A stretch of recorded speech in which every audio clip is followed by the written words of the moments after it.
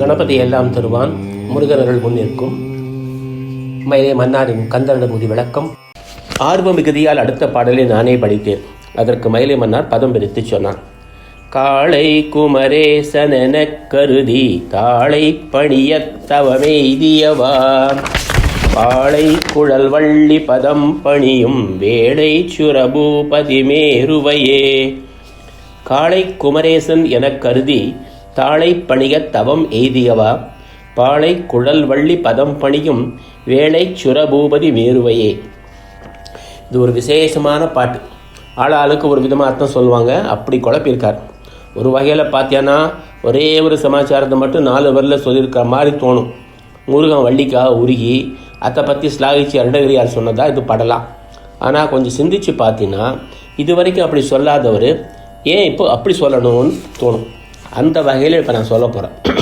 எனக்கு என்னவோ எப்பவும் போலவே முதல் 2 வரியில் ஒரு விஷயம், அடுத்த 2 வரியில் அதுக்கு பொருத்தமாக ஒரு சமாச்சாரம்னு சொன்ன மாதிரி தான் படுது.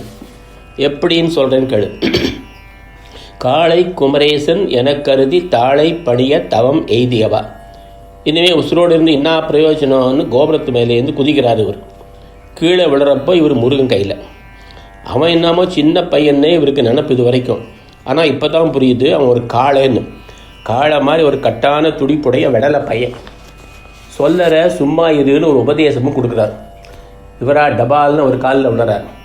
இப்படி ஒரு தவ பையனை எனக்கு கொடுத்த அதிசயத்தை என்னான்னு சொல்லணும் அப்படின்னு மலைச்சு போய் நிற்கிறார். நான் முன்னாடியே பல இடத்துல சொல்லி காமிச்சிருக்கேனே, இந்த ஆன்னு வந்தால் அது ஒரு ஆச்சரியக்குறின்னு.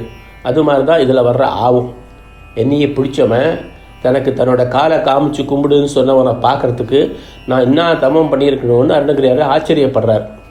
சரி, இப்போ இதுக்கும் அடுத்த 2 வரைக்கும் என்ன சம்பந்தம்? பாளை குழல் வள்ளி பதம் பணியும் வேளை சுரபூபதி மேருவையே. இந்த ஆள் சுரபூபதி, இந்த உலகத்துக்கே சக்கரவர்த்தி. அதுவும் என்ன மாதிரி ஆள்? மேருவையே, உலகத்திலேயே பெரிய மலையான மேருமலைக்கு நிகரான ஆள். அது மட்டுமா, அவர் வேள்னா உலகத்திலேயே பெரிய ஆளுன்னு அர்த்தம். அவர் என்ன பண்ணார்? பாளை குழல் வள்ளி பதம் பணியும். ஒரு பொம்பளை காலில் போய் விழுந்து கிடக்கிறாராம். யார் அந்த பொண்ணு? இவர் தான் எனக்கு வேணும்னு தவம் கடந்த பொண்ணு வள்ளி. பாளை குழல் வள்ளி. குழல்னா தலைமயிறு.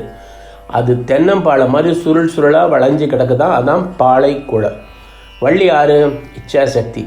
நம்மளோட ஆசையெல்லாம் இப்படி தான் சுருள் சுருளாக நிறைஞ்சி கிடக்குது. அந்த இச்சையெல்லாம் அடக்கிறதுக்காக அதோட காலை பிடிச்சி காப்பாற்றுற கடவுள் தான் கந்தன். மலை போல இருக்கிற பெரிய சக்கரவர்த்தி தானே இறங்கி வந்து ஆசையை அடக்கிறதுக்காக அத்தோட காலை கெட்டியாக பிடிச்சிக்கிறாருன்னு இந்த வரி சொல்லுது. அது மாதிரி கெட்ட ஆசையோடவே தெரிஞ்ச என்னை காப்பாற்றி உன்னோட காலையும் கொடுத்த அதிசயத்தை என்னான்னு நான் சொல்கிறதுன்னு இந்த பாட்டில் சொல்லி கதறாரு அருணகிரியார். என்னத்தை நான் சொல்கிறது, இப்படி ஒரு அர்த்தத்தை சொன்னியடா வந்தார் என வியந்தார் சாஸ்திரிகள். நாயரிடமிருந்து ஓம் சரவண பவ ஓங்கி ஒலித்தது. கபாலி கோவில் மணியோசை தூரத்தில் இருந்து கேட்டது. காளை குமரேசனென கருதி தாளை பணிய தவமெய்தியவா, வாளை குழல் வள்ளி பதம் பணியும் வேளை சுரபூபதி மேருவையே. வேலும் மயிலும் துணை, முருகனருள் முன்னிற்கும். அருணகிரியார் புகழ் வாழ்க. கணபதி எல்லாம் தருவான்.